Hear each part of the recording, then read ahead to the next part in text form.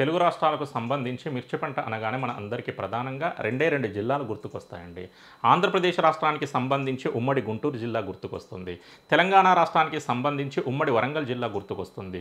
గుంటూరు ఏ మిర్చి రకానికి ప్రసిద్ధిగాంచింది అంటే సన్న మిర్చి. మరి వరంగల్ ఏ మిర్చి రకానికి ప్రసిద్ధిగాంచింది అంటే లబ్బ మిర్చి. దాని అఫీషియల్ నేమ్ ఏంటంటే చపాటా మిర్చి. అది అంతర్జాతీయ స్థాయిలో ఏ పేరుతో ప్రసిద్ధిగాంచింది అంటే టొమాటో మిర్చి. ఇంట్రెస్టింగ్ ఇన్ఫర్మేషన్ ఏంటంటే ఈ రెండు మిర్చి రకాలు జీఐ ట్యాగ్ను అంటే భౌగోళిక గుర్తింపు హోదాను దక్కించుకున్నాయి.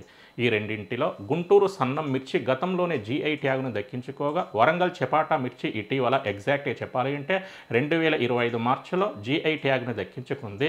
మరి చపాటా మిర్చిని తెలంగాణ రాష్ట్రంలోని ఏ జిల్లాలు పండిస్తున్నాయి అంటే ఉమ్మడి వరంగల్ జిల్లాలో అంతర్భాగమైనటువంటి హనుమకొండ జిల్లా, వరంగల్ జిల్లా, ములుగు జిల్లా, జయశంకర్ భూపాలపల్లి జిల్లా. ఈ విధంగా వరంగల్ చపాటా మిర్చి అనగానే సింపుల్గా ఉమ్మడి వరంగల్ జిల్లా అంటామండి. కానీ నూతన జిల్లాల ప్రకారం మొత్తం ఎన్ని జిల్లాలు గుర్తుకు రావాలండి? 4 జిల్లాలు.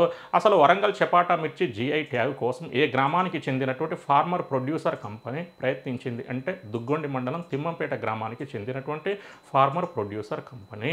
వరంగల్ చపాటా మిర్చి అనేది తెలంగాణ రాష్ట్రం తరపున జీఐ ట్యాగ్ను దక్కించుకున్నటువంటి ఎన్నో ఉత్పత్తి అంటే 18వది, 18th ప్రోడక్ట్.